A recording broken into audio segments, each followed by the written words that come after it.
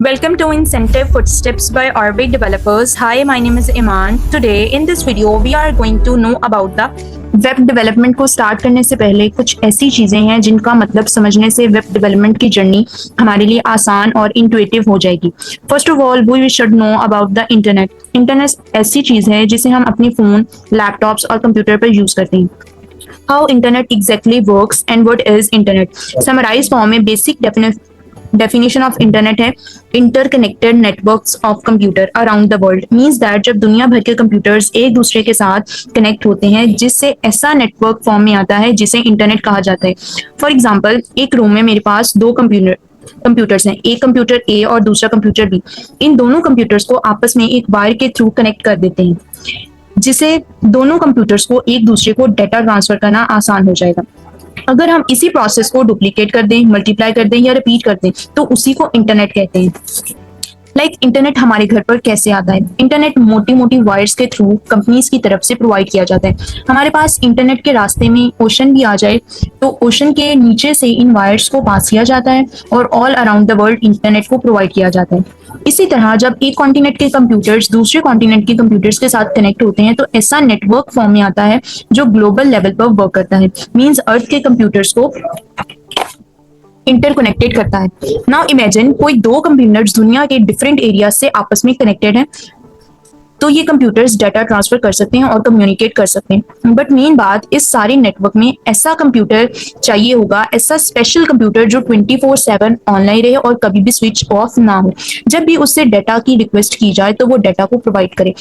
ऐसे कंप्यूटर को सर्वर कहते हैं। जब भी सर्वर का वर्ड यूज हो मींस ऐसा सिस्टम या कंप्यूटर जो 24/7 ऑनलाइन रहे।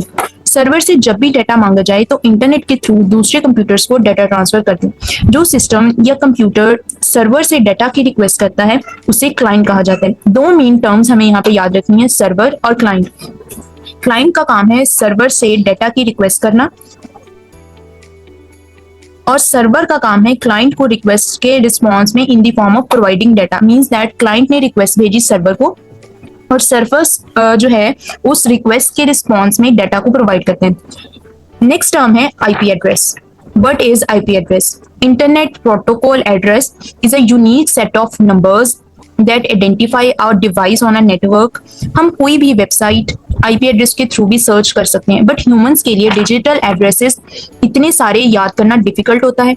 इसीलिए थ्रू डोमेन्स मीन्स वेबसाइट के नेम से हम सर्च करते हैं। फॉर एग्जाम्पल, अर्थ पर डिफरेंट प्लॉट्स हैं, कुछ खाली हैं, कहीं अपार्टमेंट्स हैं। हर प्लॉट का अपना और एक ऑफिशियल एड्रेस है। इसी तरह इंटरनेट पर जो डिवाइसेस इंटरकनेक्टेड होती हैं उन सबका एक ऑफिशियल और फिक्स्ड आईपी एड्रेस होता है। क्लाइंट का एक अपना आईपी एड्रेस है, सर्वर का एक अपना आईपी एड्रेस है। आईपी एड्रेस के थ्रू ही सर्वर को मालूम होता है कि वो किस क्लाइंट कंप्यूटर के को डाटा ट्रांसफर कर रहे हैं। नेक्स्ट हम बात करते हैं कि how internet works. First, client computer, यानी क्लाइंट आप भी हो सकते हैं, क्लाइंट मैं भी हो सकती हूँ। क्लाइंट बेसिकली वो होता है जो इंटरनेट को यूज करना चाहता है या कुछ सर्च करना चाहता है। लेट्स सपोज क्लाइंट ने रिक्वेस्ट की, मींस ब्राउजर गूगल पर सर्च किया, जो भी वेबसाइट को सर्च करेगा उसकी रिक्वेस्ट सबसे पहले आईएसपी के पास जाएगी। आईएसपी इंटरनेट सर्विस प्रोवाइडर के पास जाएगी। मे भी आपने आईएसपी का नाम पहले ना सुना हो, बट पीटीसीएल, जियो, फाइबर जैसी अलग अलग कंपनीज के नेम सुने होंगे जो इंटरनेट सर्विस प्रोवाइडर कंपनीज हैं। बिकॉज हम अपने लैपटॉप, कंप्यूटर पर जो भी इंटरनेट को यूज करते हैं इन्हीं कंपनीज के थ्रू यूज कर पाते हैं। क्लाइंट की रिक्वेस्ट जो है वो आईएसपी के पास जाएगी, देन आईएसपी बोलेगा मेरे पास इसका डाटा नहीं है, देन वो रिक्वेस्ट डीएनएस के पास जाएगी। DNS means domain name system. DNS को हम डिक्शनरी भी बोल सकते हैं, जैसे डिक्शनरी में सारे वर्ड्स के मीनिंग स्टोर होते हैं। इसी तरह डीएनएस में सारी websites like google.com, facebook.com, instagram.com, amazon.in, ये जिन वेबसाइट को हम जानते हैं उन सभी वेबसाइट के सर्वर का आईपी एड्रेस डीएनएस के पास स्टोर होता है। लाइक google.com के सर्वर का आईपी एड्रेस क्या होगा, इसकी इंफॉर्मेशन डीएनएस के पास होती है।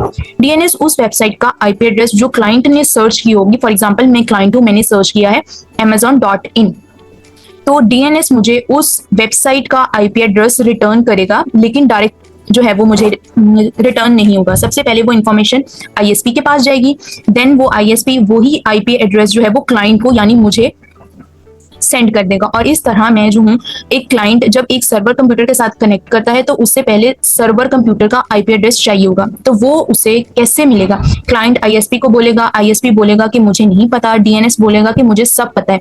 डीएनएस आईएसपी को बता देगा और आईएसपी क्लाइंट को। जैसे हम डायरेक्टली वेबसाइट को सर्च करते हैं तो आईएसपी एड्रेस निकालते हैं, आईपी एड्रेस से बात करते हैं। फॉर एग्जांपल nslookup.io नाम की एक वेबसाइट है। लेट सपोज सर्च करना चाहती हूँ amazon.in, तो ये उसका आईपी एड्रेस होगा जो यहाँ पर दिखाई दे रहा है।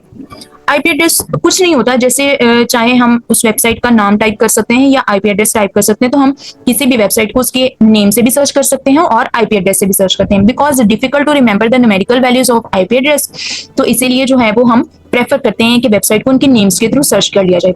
होप सो इंटरनेट की बेसिक्स आपको समझ में आ गई होंगी। इसमें मोटा मोटी हमें ये याद रखना है कि हर डिवाइस का अपना आईपी एड्रेस होता है, सर्वर और क्लाइंट कंप्यूटर्स की इंटरेक्शन कैसे होती है। तो नेक्स्ट है वेब डेवलपमेंट होती क्या है। इसका बेसिक मतलब है बिल्डिंग वेबसाइट्स फॉर इंटरनेट। ऐसे वेबसाइट बिल्ड करने वाले हैं जो इंटरनेट पर वर्क करती हैं। हमने बहुत सारी वेबसाइट देखी होंगी, Amazon, नेटफ्लिक्स, प्राइम वीडियो और बहुत सी देखी होंगी। तो ये बिल्ड कैसे हुई हैं, एक्चुअली हम इन वेबसाइट्स को बिल्ड करके देखेंगे। बात करते हैं वेबसाइट इंटरनली वर्क कैसे करती है। मतलब गूगल पर सर्च करते हैं, सपोज amazon.in सर्च करते हैं, तो किस तरह हमारे ब्राउजर पर वो वेबसाइट डिस्प्ले होती है। तो इसका फ्लो ऐसे है कि हम कुछ भी सर्च करते हैं amazon.in को, तो उसकी रिक्वेस्ट सबसे पहले उस वेबसाइट के सर्वर यानी amazon.server के पास जाएगी। Amazon सर्वर रिप्लाई करेगा कोडिंग की फॉर्म में, HTML, CSS, जावास्क्रिप्ट की फॉर्म में। ये 3 टेक्नोलॉजीज हैं जिनको हम आगे चल के डिटेल में देखेंगे। इन कोडिंग को ब्राउजर के पास भेजा जाएगा और हमारे ब्राउजर गूगल क्रोम उस वेबसाइट को क्लाइंट के ब्राउजर पर डिस्प्ले करवाएगा। रिक्वेस्ट भी क्लाइंट का है और क्रोम भी जो है वो क्लाइंट का है, इसीलिए इसको रिक्वेस्ट रिस्पॉन्स साइकिल कहते हैं। अगर हम amazon.in की वेबसाइट की बात करें, यहाँ पर आके हम राइट क्लिक करेंगे तो एक ऑप्शन शो होगा इंस्पेक्ट का। इंस्पेक्ट पर क्लिक करने के बाद जो भी स्क्रीन डिस्प्ले होगी वो HTML, CSS का कोड होगा। अगेन राइट क्लिक करने पर व्यू पेज सोर्स का ऑप्शन शो होगा। इस पर जो भी क्लिक करने से स्क्रीन डिस्प्ले होगी, उस जो भी कोड उस पर लिखा होगा वो HTML, CSS और जावास्क्रिप्ट का कोड होगा। ये सारा कोड amazon.in की वेबसाइट का कोड है। ब्राउजर इस कोड को यूज करते हुए amazon.in की वेबसाइट को डिस्प्ले करवाएगा। ये जो कोड है जो सर्वर ने ब्राउजर को भेजा है, हम भी सीखेंगे कि कैसे किसी वेबसाइट को डिस्प्ले करवाने के लिए जो है कोडिंग की जाती है। सारी वेबसाइट्स जो है वो रिजल्ट्स होती हैं रिक्वेस्ट रिस्पॉन्स साइकिल की। तो बात करते हैं HTML, CSS, जावास्क्रिप्ट की इन वेबसाइट पर क्या रोल होता है। HTML, CSS, JavaScript different coding languages हैं और इनका अपना अपना काम है। HTML का काम है स्ट्रक्चर को बिल्ड करना। इसको एक बेसिक से एग्जांपल से समझ लेते हैं। लेट्स सपोज एक ह्यूमन की एग्जांपल ले लेते हैं। किसी भी इंसान को खड़े होने के लिए स्केलेटन चाहिए, मींस इंटरनली उसको बोन स्ट्रक्चर होना चाहिए। अगर बोन स्ट्रक्चर बेसिक ही नहीं होगा तो स्किन कैसे होगी, मसल्स कैसे होंगे। वेबसाइट का जो स्ट्रक्चर होता है वो HTML प्रोवाइड करता है। उसके बाद जैसे ही स्ट्रक्चर आएगा, बोन स्ट्रक्चर आएगा, तो उस इंसान के लिए स्किन लगा सकते हैं, हेयर्स, आईज, ईयर्स या नेल्स, नर्व्स, मसल्स दे सकते हैं। तो ये सारी चीजें ऐड की जा सकती हैं। ये जो इंटरनली चीजें ऐड की जाती हैं, इसके बाद हमारे पास है एक्सटर्नली चीजें ऐड की जाती हैं जिनको हम देख सकते हैं। उसमें हम स्टाइल कहते हैं। ऐसे ही वेबसाइट पर स्टाइल ऐड किए जाते हैं। ये काम जो होता है CSS का होता है। मतलब वेबसाइट को अपना कोई कलर दिया जाता है, बटन को कोई कलर दिया जाता है, फॉन्ट साइज चेंज करना है, हेडिंग को लेफ्ट में लगाना है। इसी तरह की जो स्टाइलिंग वेबसाइट पर ऐड की जाती है वो CSS को यूज करते हुए हम ऐड करते हैं। एंड थर्ड कंपोनेंट आता है जावास्क्रिप्ट, जो वेबसाइट पर फंक्शनैलिटी को ऐड करता है। हमने ह्यूमन का स्केलेटन ऐड कर लिया, उसका स्ट्रक्चर बिल्ड कर लिया, उसके एक्सटर्नली जो है वो हमने स्टाइलिंग कर दी, आईज, नेल्स जो है वो हमने, स्किन जो है वो सारी लगा दी। लेकिन अब वो स्टिल है, ठीक है, स्टैटिक है, वो खा नहीं सकता, पी नहीं सकता, मूव नहीं कर सकता। तो उसको मूव करवाने के लिए जावास्क्रिप्ट की यूज होती है, जिसमें हम वेबसाइट पे देख सकते हैं कोई भी अगर हमने बटन ऐड कर दिया तो उस पर क्लिक करने से हमारे पास कोई पेज ओपन होगा, कोई लिंक ओपन होगा, ड्रैग हो सकता है, ड्रॉप हो सकता है, वीडियो प्ले होनी चाहिए। तो हम इन टेक्नोलॉजीज को डिटेल में पढ़ने वाले हैं। सबसे पहले HTML, CSS और फाइनली जावास्क्रिप्ट पर डिफरेंट फंक्शनैलिटीज को एक्सप्लोर करेंगे। इन तीनों टेक्नोलॉजीज HTML, CSS और जावास्क्रिप्ट को हम फ्रंट एंड टेक्नोलॉजीज भी कह सकते हैं। फ्रंट एंड क्लाइंट वाली साइट को कहते हैं। फ्रंट एंड वो हिस्सा होता है जिसके साथ हम इंटरेक्शन करते हैं, जो हमारे ब्राउजर पर दिखाई दे रहा होता है। बैक एंड जो है सर्वर वाली साइट को कहते हैं।